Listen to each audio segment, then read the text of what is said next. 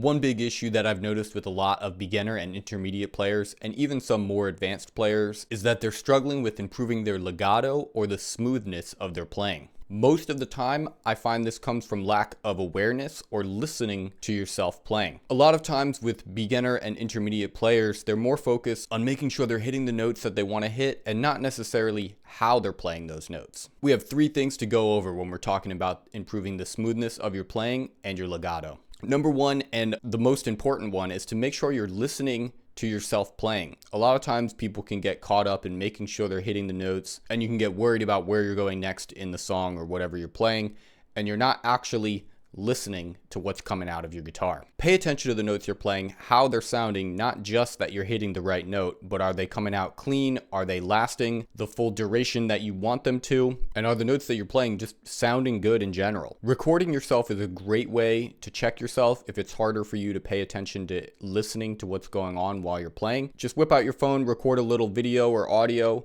listen back to it, and it'll help you identify issues in your playing. Number 2, to improve your legato, this is going to go along with listening to your playing as well, but it's about hand synchronization. All this is making sure your left hand and your right hand are synced up and they're moving at the same time. I see a lot of struggles in people's playing. They might not realize they're doing this at first, but where you're hitting one note,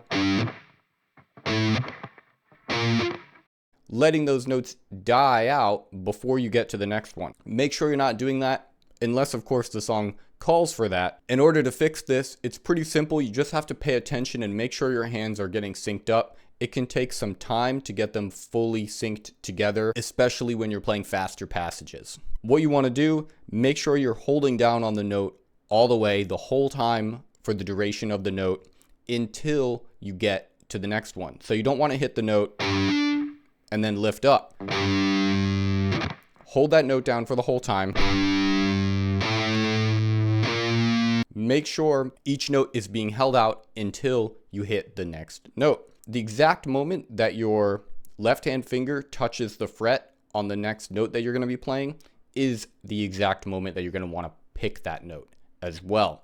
It can take a little bit of time to get both of your hands synced up with each other, but practicing it, running scales, making sure your alternate picking is good and you're comfortable moving between those notes will help a lot. Third thing you're going to want to do to smooth out your playing is implementing more hammer-on and pull-off techniques and making sure that they're clean and you're not sloppy with them.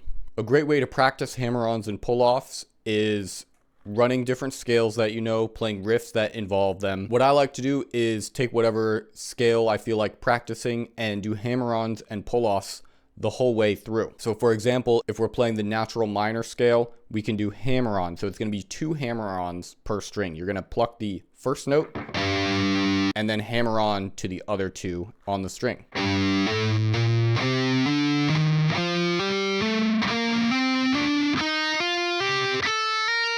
Practicing that at whatever speed you're comfortable with will really help strengthen your fingers and get your hammer-ons more clean. You can also do it backwards, which would result in strengthening your pull-offs.